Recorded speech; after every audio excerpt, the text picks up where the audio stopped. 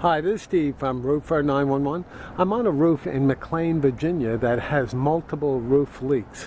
One of the leaks I noticed inside the home was right in the area of the valley, but then also along the wall, and it went all the way down to the gutter line. What we need to do is we're going to have to remove all the roof material on both sides of the valley and also where the roof and the wall meet. I want to show you something here. This roof is very, very tight. There's no way I can lift up any of these shingles at the seam because they have ice and water shield most likely installed underneath all the shingles. But here at the valley, it's very, very tight. I can hardly even lift it up. I can't even lift it an inch. So when that happens, it tells me one thing. When the contractors did the roofing at the valley, they fastened the shingles too close to the valley center line. So when it rains really heavy, the water can get underneath that seam. And like I said, that nail is only a few inches away from the center, and the water gets underneath the seam, then the water seeps through the side of the nail and into the house. So we need to remove all the roof material completely around the valley, install new ice and water shield, re-shingle it, but this time we're going to fasten about 9 inches away from the center of the valley. Also, where the roof and the wall meet, we need to take up all the shingles here, because when they fasten the shingles into place, they nail the shingles too close to the wall, and by doing that they damage the protective step flashing underneath. Now, another thing very important, even after the roof is installed, there's a very good chance the leak will come back, and I'll show you why. The gutter here, the downspout is on the left side. They have an end cap on the right side, so no water is draining over there, and the gutter's low here in the middle. So when it rains really heavy, not only does the water overflow over the front, but also the water goes over the back. Then the water settles inside the exterior wall cavity between the outside siding and the drywall. Once the insulation inside the wall becomes completely saturated, then the water will let loose, and then you see the water damage inside the home. Now also, they have a leak that's in between these two skylights, and there's a 750 vent that's directly above. So this vent is very likely attributing to the leak below, but I cannot remove the shingles around here to check the overall fastening procedures because, like I said, it's very tight, just like the rest of the roof because of the ice and water shield. So the best thing to do is remove all the roofing material, install new ice and water shield, and then re-shingle it. Now, another thing very important, like I said, they have a leak in between these two skylights. Now, here, when you look up the roof, like here for example, there's a seam right here where this shingle joins up against this one. Now when the contractors originally did the roof, they used roofing nail guns. Now with a nail gun, the contractor can fasten anywhere from like 5 to 8 nails a second.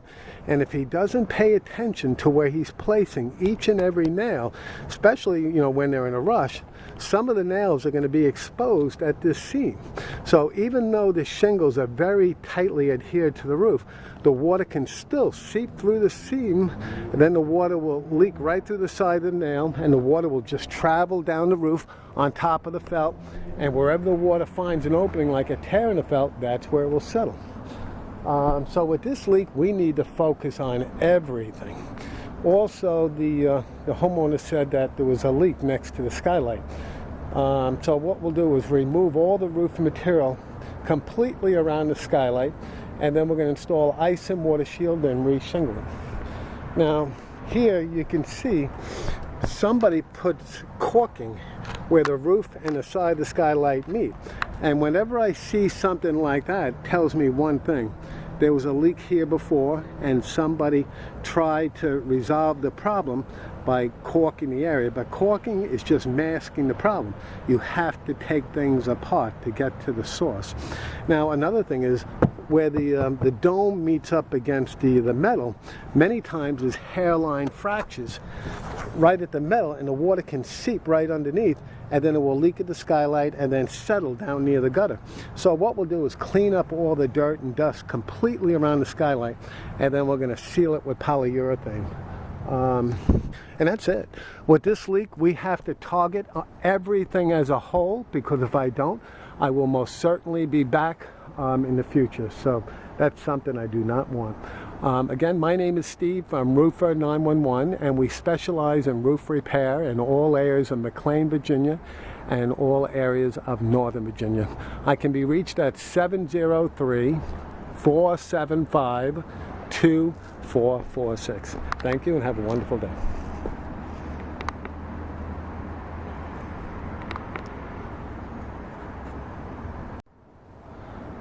Hi, this is Steve again, Roofer 911.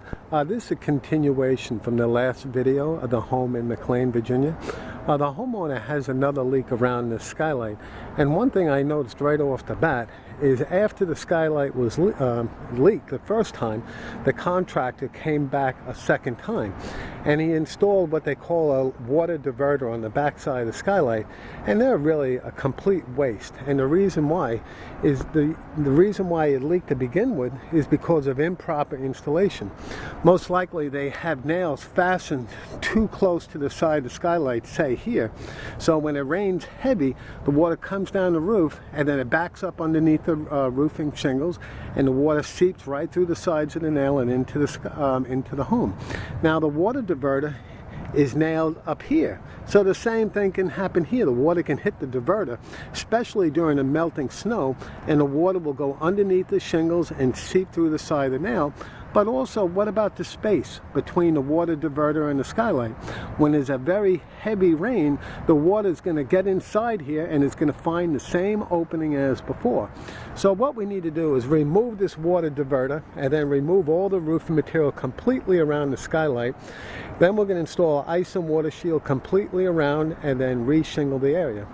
Now also, we're going to seal where the dome and the metal frame meet with polyurethane, because as with the other skylights, this eventually can lead to a leak because of hairline fractures. Also, this skylight is too big for the frame, and you can see on the inside here, it's about, my God, about 6 inches too big. It's the wrong size, but that's okay. Just as long as everything is waterproof correctly on the outside, they won't have any problems. The leak to the skylight also is not coming from up above. It's strictly because of the skylight.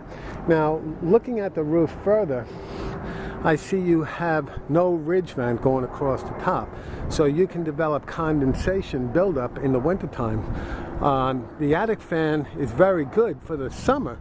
It releases all the warm, moist air, but in the wintertime it will not work. The thermostat is set to 100 degrees, so the only time the attic fan is going to work is when the temperature gets hot in the attic. So what I would highly recommend is to remove these cap shingles, cut through the wood sheathing approximately 1.5 inches on each side. Then we're going to install a ridge vent, so this way all the warm, moist air in the attic, it rises to the highest point and it will go out through the ridge vent. Yeah, because condensation is very, very common, especially in the wintertime, and people develop mold from that. So it can turn into a serious problem. Now this roof here, the lower roof, there's no ventilation here at all. There's one little 750 vent, but that's only ventilating the area in between the rafters, and it's not even up high enough. So again, I would install a ridge vent here because this home is just asking for mold. Again, this is Steve, Roofer 911. Thank you.